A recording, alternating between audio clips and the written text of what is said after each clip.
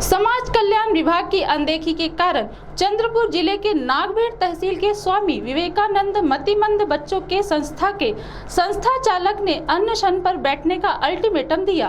क्या हुआ ऐसा कि मतिमंद अपंग बच्चों के पालनहार को अनशन पर बैठने की नौबत आई? देखिए इस खबर में।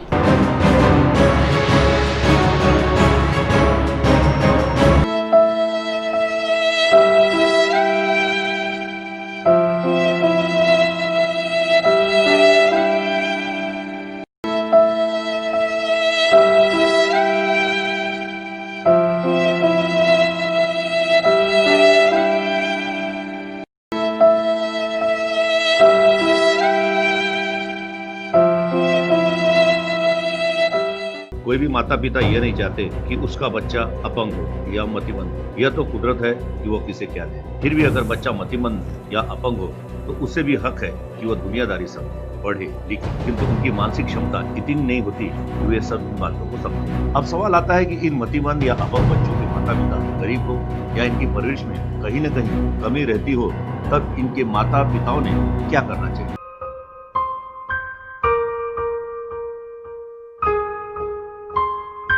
राज्य सरकार द्वारा संचालित या अनुदानित ऐसी कई संस्थाएं हैं जो इनका पालन पोषण करती हैं। समाज भाव से कार्य करने वाली समाज सेवी संस्था भी कार्यरत है। ऐसे में यह माँ बाप अपने अपंग या मतिमंद बच्चों को इन संस्थाओं में दाखिल करते हैं। हाल ही में चंद्रपुर जिले के नागभीड़ में कार्यरत स्वामी विवेकानंद मतिमंद मुलांजी शाला नामक संस्था के अध्यक्ष तथा कर्मियों ने एक पत्र परिषद में अनशन पर बैठने का इशारा दिया। अब यह जानना जरूरी है कि यह नौबत क्यों आन पड़ी। सीटीवी के प्रतिनिधि राजू अलोने ने इस मामले की छानबीन की तो कई पहलू सामने नजर आए। सर्वप्रथम हम यह जान लेते हैं कि यह संस्था कब से कार्यरत है, कितने मतिमंद बच्चों की इस संस्था ने परवरिश की और शासन को इस संस्था में ऐसी क्या कमी दिखी कि इन्हें अभी तक अनुदान से वंचित रहना पड़ा। जब हमारे संवाददाता ने इस संस्था का मुआयना किया तब संस्था चालक, कर्मचारी तथा कुछ बच्चे भी वहाँ पर मौजूद थे। अब हम बातचीत करेंगे लोक कल्याण बहुउद्देशीय शिक्षण संस्था ब्रह्मपुरी द्वारा संचालित स्वामी विवेकानंद मतिमंद मुलांजी शाला नागभीड़ के संस्थापक सचिव पुरुषोत्तम चौधरी से कि ऐसी क्या वजह है कि उन्हें अनशन पर बैठने की नौबत आई। पुरुषोत्तम चौधरी है और मैं इस संस्थे का लोक कल्याण बहुउद्देशीय शिक्षण संस्थे का द्वारा संचालित जो है स्वामी विवेकानंद मतिमंद स्कूल, उसका मैं संस्थापक सचिव हूँ और 2012 में इस संस्थे को समाज कल्याण विभाग की मान्यता मिली है और हमारे यहाँ 40 बच्चे रहते हैं, लेकिन अभी छुट्टियाँ हैं इसलिए बाकी बच्चे अभी हाल फिलहाल नहीं है और 8 बच्चे हमारे यहाँ है। तो उसमें से 6 बच्चे जिनकी उम्र 18 साल हो चुकी है और इसमें इस स्कूल में वो रह नहीं सकते क्योंकि वो दाखिल का जो रजिस्टर रहता है उसमें उसका नाम हम दाखिल नहीं हो सकता है। बच्चे 18 साल के नीचे वाले 2 बच्चे वो तो रहेंगे ही यहीं पे, लेकिन जो 18 साल पूरे होने के बाद वो क्या करेंगे, हम तो यहाँ पर रख नहीं सकते। एक तो संस्था कायम बिना अनुदान तत्व चालू है, इसके बारे में जितने भी संबंधित अधिकारी है उनको हमने सब बता दिया है, लेकिन कोई पूरा महाराष्ट्र में कोई ऐसा ये वाली नहीं है कि उनको ऐसे जगह पे उनका पुनर्वसन करने के लिए वो सामने आ पाए।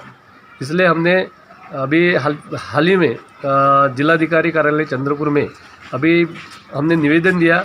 हमारी ये मांग है आज की डेट में कि एक तो आप 18 वर्ष के उम्र के जो ऊपर के जो लोग हैं उनकी कार्यशाला को संस्था को मान्यता दो, नहीं तो यहाँ से उनके सुरक्षित स्थली उनका पुनर्वसन करने के लिए यहाँ से स्थानांतरण करो। मानदंड नहीं, ये भी लोग वही आशा के ऊपर है कि आज न कल हमको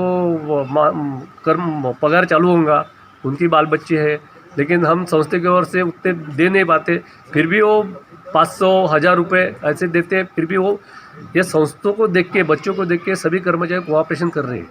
साथ ही हमने अधीक्षक चंद्रशेखर गुंडार पवार से भी बातचीत की तो उन्होंने कहा, लेकिन शासन इस संस्था को कोई ग्रांट नहीं देता, यानी कोई भी अनुदान नहीं मिलता और ना ही किसी यंत्रणा से हमको अनुदान मिलता, लेकिन फिर भी हमारे संस्थापक यहाँ इस स्कूल को चला रहे हैं। लेकिन हमारी डिमांड है कि कम से कम हम बच्चों को संभाल रहे हैं तो हमारी फैमिली का कुछ जवाबदारी है, तो हमको कुछ तो मिलना चाहिए गवर्नमेंट तरफ से, ना पूरा ना चाहिए, कुछ तो मिलना चाहिए।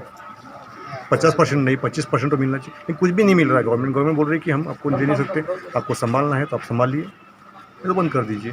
हालांकि राज्य सरकार ने इस संस्था को अ श्रेणी प्रदान की है। आमतौर पर देखा जाता है कि स्कूल कॉलेज को छुट्टियां लगने के बाद वहां के कर्मियों को भी छुट्टियां मिल जाती हैं, किंतु यहाँ ऐसे कई अनाथ बच्चे हैं जिनको छुट्टियों में भी घर नहीं भेजा जा सकता।